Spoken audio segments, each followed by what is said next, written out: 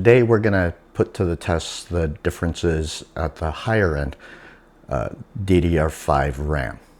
And so what we're going to do is we're going to test it both on the productivity side of things and creator side of things and the gaming side of things.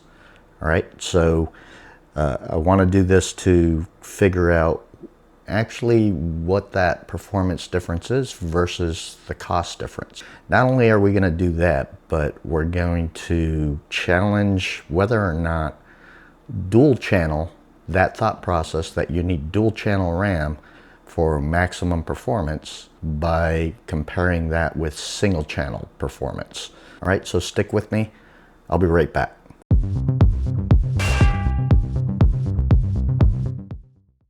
What we got here is, on the creator side of things, is the MSI Mag Z890 Tomahawk for the motherboard. And this motherboard supports up to 8200 megatransfers a second for the RAM. And on the CPU side, I went with the Intel Core Ultra 9 285K. And the reason why I picked that CPU instead of, say, a 9950X is from a productivity standpoint, not from a gaming standpoint. From a gaming standpoint, it's not all that great, but recent updates and everything has actually increased that performance, and we'll talk about that possibly in another video. But on the productivity and creator side of things, the 285K is up there. It's near the very top, if not at the top in a lot of cases. And so that's the CPU that we're going to go with. On the gaming side of things, I've got the MSI Mag X870E Carbon, and this supports up to 8400 megatransfers a second. And for the CPU, we've got the AMD Ryzen 7 9800X3D. For the drive we're going to use the Crucial T705 NVMe, and that's a Gen 5 SSD, and it performs at 13600 megabytes a second on the read speed and 10,200 megabytes a second on the write speed. I want to give as much headroom as possible so that I don't have any bottlenecks other than when we're testing out the RAM, right? And for the GPU, unfortunately, I couldn't get a hold of the RTX 5090, which apparently 99.9% of the people couldn't get it because it was kind of a paper launch thing. So I'm still waiting on seeing if I can get a hold of one of those. But in the meantime, we're going to use the RTX 4090 to remove any bottlenecking when it comes to the GPU side of things, or at least minimize it in our tests. All right, so I'm going to put this all together, and then we're going to put it to the test. We're going to run it through the paces, and then I'm going to show you what I found. All right, so stick around. I'll be right back with the results. Just as a reminder, for the two platforms that we're using to test this out, just wanted to make sure that we're clear that the only difference between each type of platform, so we've got two types of platform, one for gaming, one for productivity. The only difference in the platform is going to be the RAM. I also wanted to point out that although I did use the UDIMM on the productivity side for comparative analysis, I did not use that on the gaming side because although the X870E can take a UDIMM kit, it does not support the clock driver for the UDIMM, so it would essentially be the same result as the regular 8200 CL40 UDIMMs. Also, I didn't test the single channel RAM on the productivity platform, thinking that I would pretty much get the same results as what I found in the gaming side platform. And so if you want me to do something like the productivity side on single channel versus dual channel, I could certainly look at that at some time in the future. Let me know down in the comments if you'd like to see that. And it's also lastly important to note that this is not a comparison between the gaming platform and the productivity platform. I just wanted to cover basis as far as what the RAM kits can do from a performance standpoint if it was a gaming platform and if it was a productivity platform. And that's why the two platforms are delineated, you'll see in the charts, by this thick border right here. And that's it. We're not comparing the performance between this platform and this platform, right? All right, so let's get to it. First game I tested was Cyberpunk 2077 using the benchmark tool.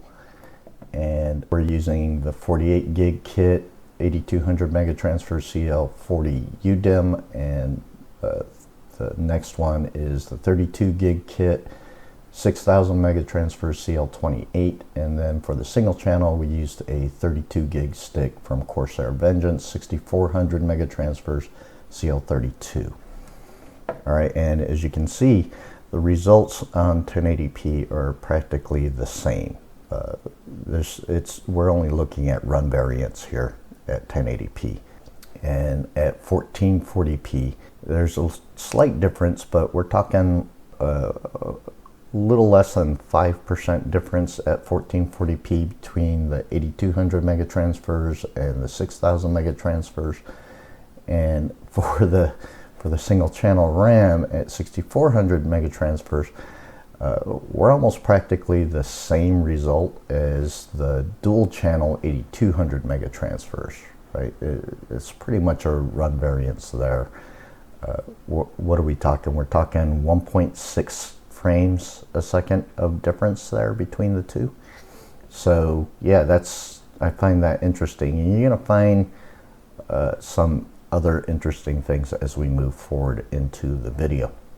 All right, and on the productivity side, we're looking at the 48 gig kit CUDIMM 8200 mega transfers at CL40, the 48 gig kit at 8200 mega transfers CL40 UDIMMs, and the 32 gig kit of 6000 mega transfers CL28. And similar on the 1080p results, similar difference as we saw on the gaming platform at 1440p. We're looking at a little over 5% of difference at 1080p between the 8200 CUDIMMs and the 8200 UDIMMs, and the 6000 mega transfers actually outperformed the 8200 mega transfers. I'm assuming because of the latency, the CL28. So we're talking about like less than 2% of difference right there between the two.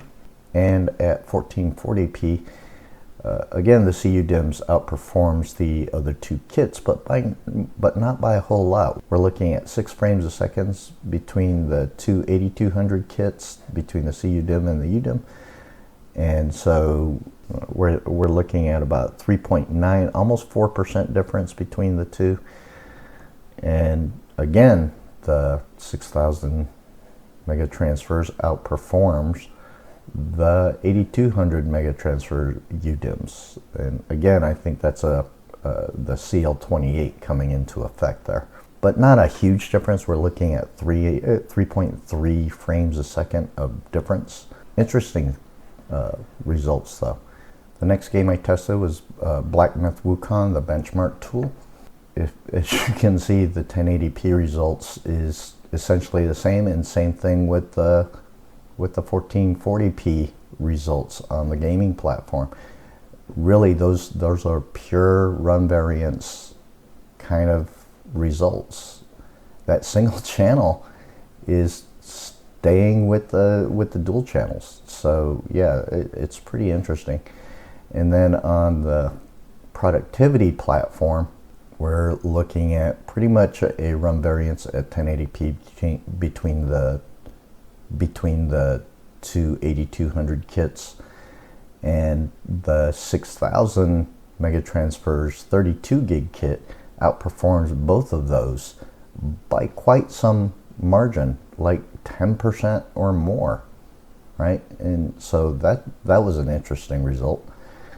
And on 1440p, we're looking at practically the same performance across the board. And the third game I tested was Red Dead 2. And again, we're not looking at any differences at 1080p nor at 1440p for the gaming platform, including the single channel, which still is holding up. It's actually, you know, according to this run variance, just slightly outperforming the other two kits.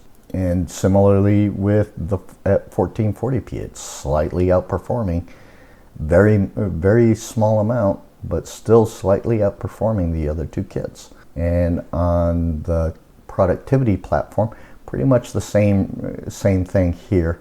We got a little more variance here between the top performer at 1080p and the bottom performer at 1080p.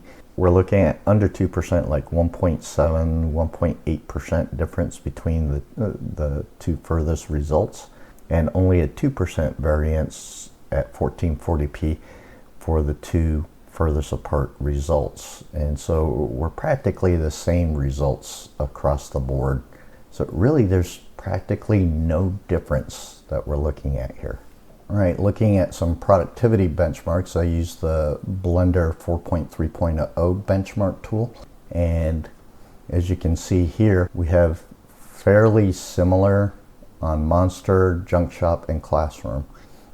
We're looking at pretty much the same results, not a huge difference. The biggest variance is between the 6000 Megatransfers dual channel kit and the 8200 Megatransfers UDIMM's 48 gig kit, and we're looking at less than 4 samples per minute of variance right there.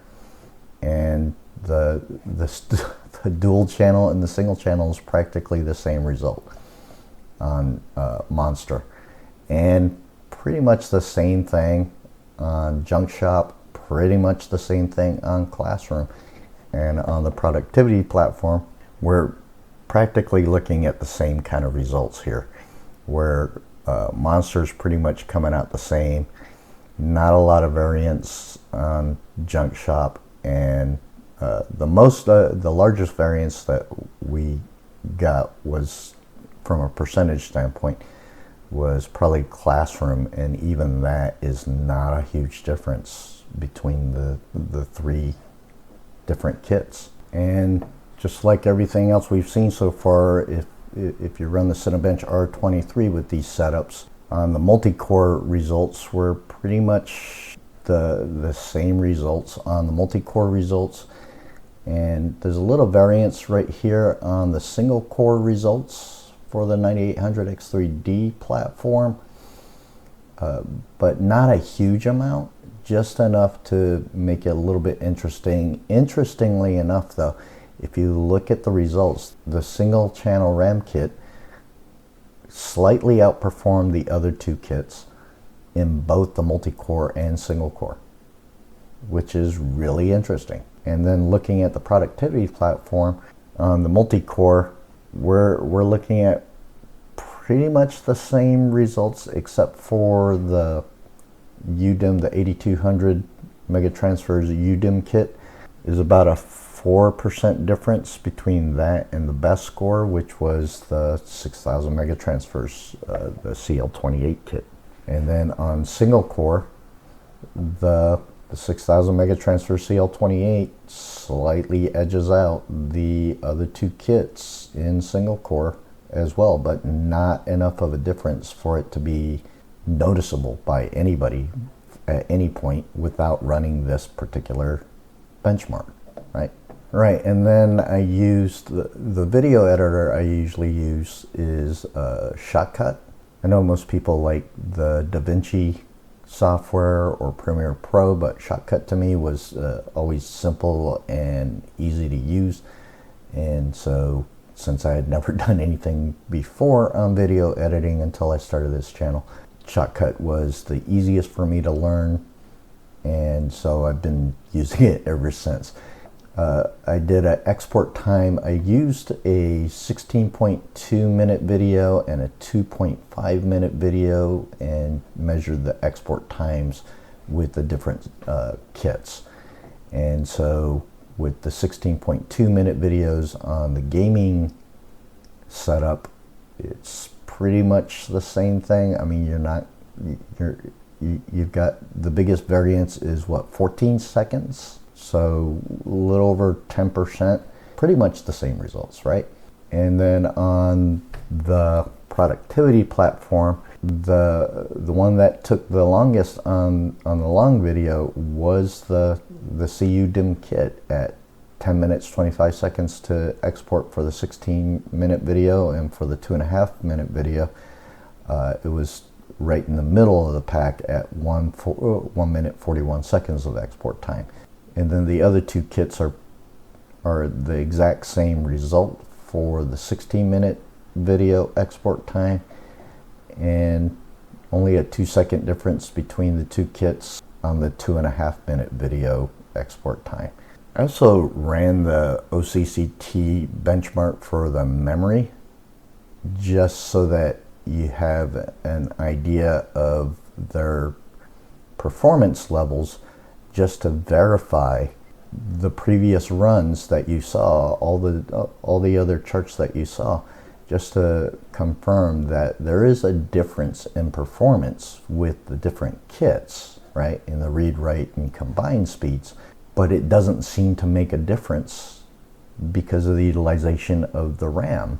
So across the board, you see all these variances in performance, and these are the highest variance benchmarks that I could find with what I ran, which is kind of interesting that, you know, pretty much it's the same performance on everything that I did from a practical usage standpoint versus what the benchmark tool for OCCT is reading as far as what these RAM kits are capable of doing.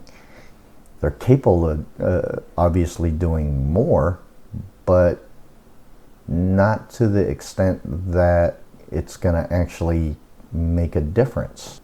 Interestingly enough, though, between the two platforms, if you look between the two platforms, see how much further the RAM kits come into play as far as read, write, and combine speeds go, as far as those results go, versus really these two sets of bars right here and these two sets of bars, right? Because the CUDIMM here isn't up here and the single channel isn't down here, right? So what we're really looking at is the results right here versus the results right here.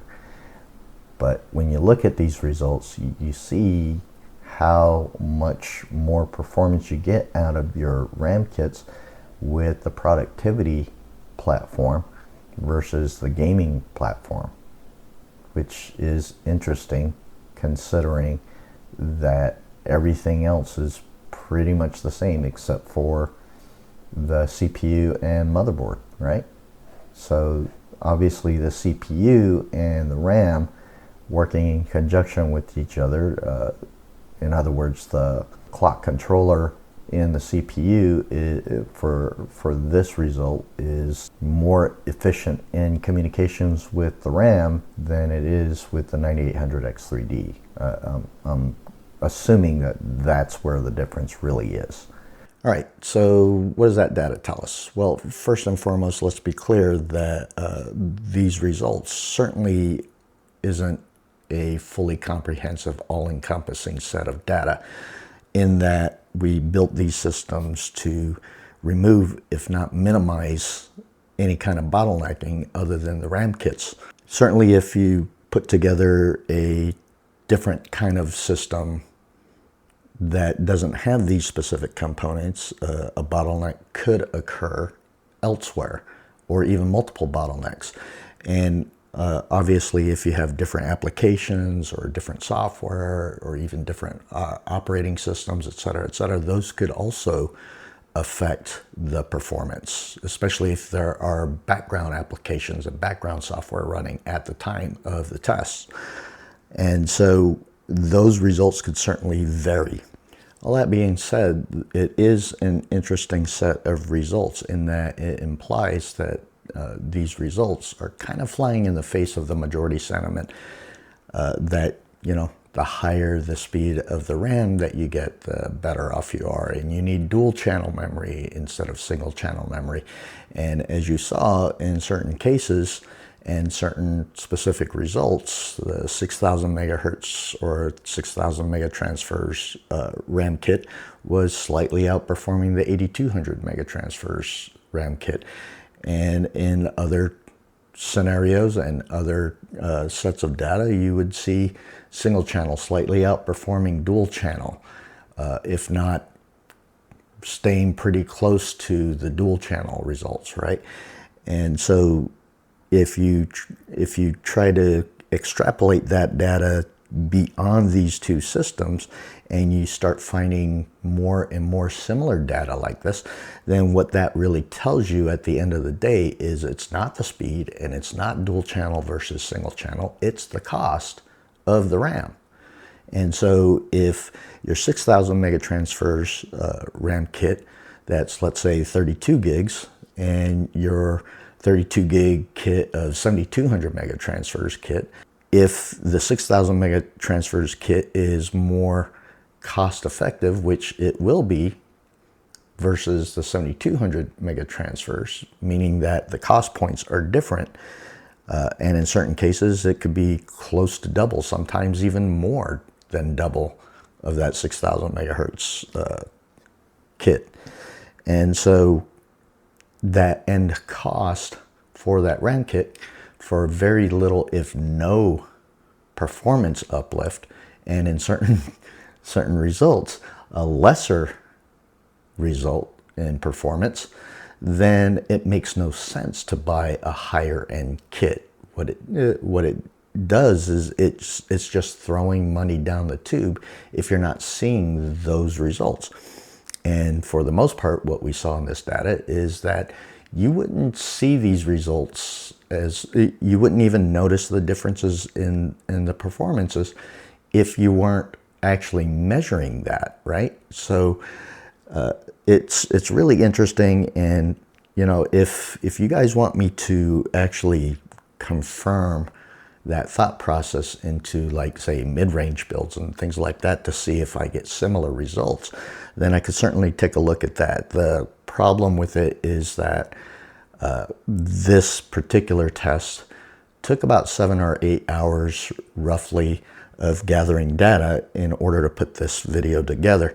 And so it gave me newfound respect for other channels like you know, Gamers Nexus and Hardware Unbox, and what it really takes to gather data like this. And I'm more than happy to do so, but I have to hear from you guys to confirm whether or not it's worth your time and my time to put that data together. So write down in the comments for me if that's the kind of thing that you want to see in the future. Certainly hit that like and subscribe button to let me know that you enjoyed this data and this video. And that tells me more than anything that I should explore this set of data further. In the meantime, thanks for watching, and I'll see you in the next one.